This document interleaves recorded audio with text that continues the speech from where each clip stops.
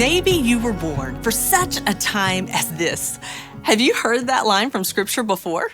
It's undeniably the most famous line from a book in the Old Testament with a fascinating storyline. It's from the book of Esther. Maybe you're familiar with Esther's story, and maybe you've never read it before.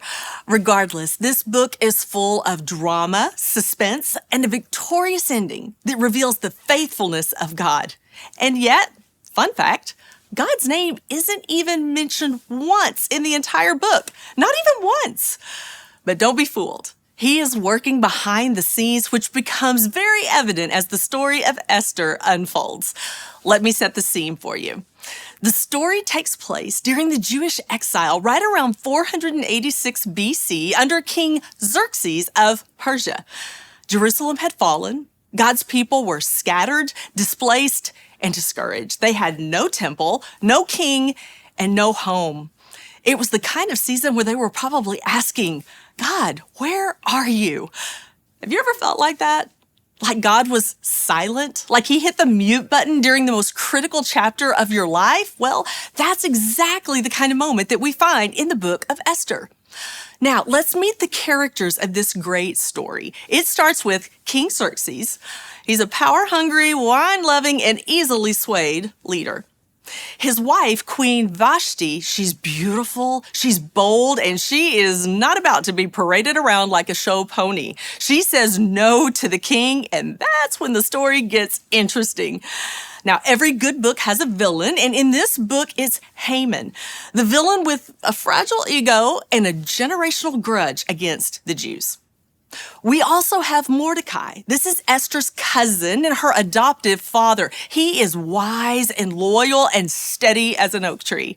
And finally, Esther, our unlikely star, both in name and in nature. And she has quite a story. You see, she was orphaned, exiled, she was easily overlooked, and yet she wins favor with the king in what's essentially an Old Testament beauty contest. But don't let her beauty fool you. Her real beauty, it's on the inside. Esther had courage, she had character, and she had faith in a time when survival required silence. Now, our king, he gets fed up with his wife, Queen Vashti, and he does away with her. And suddenly, he's interviewing women to find a new bride, and he chooses Esther.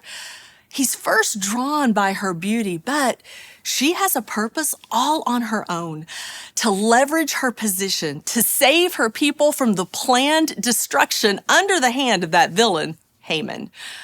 This is when her cousin Mordecai speaks those famous words to Esther. And who knows but that you have come to your royal position for such a time as this. Esther risks everything to stand up for her people. And spoiler alert, God uses her to flip the script. What was meant for destruction actually becomes deliverance. A genocide plot turns into a festival of joy called Purim. And yes, they still celebrate that festival today. So, what's the big idea in the book of Esther? It's this: God doesn't need a spotlight to be at work. And you don't have to be a superstar to be a main character in the kingdom. God often moves in quiet corners, in overlooked lives, through unlikely people. People like Esther and people like you and me. When our ordinary life looks broken or even downright hopeless, remember, God is not absent. He's just operating undercover.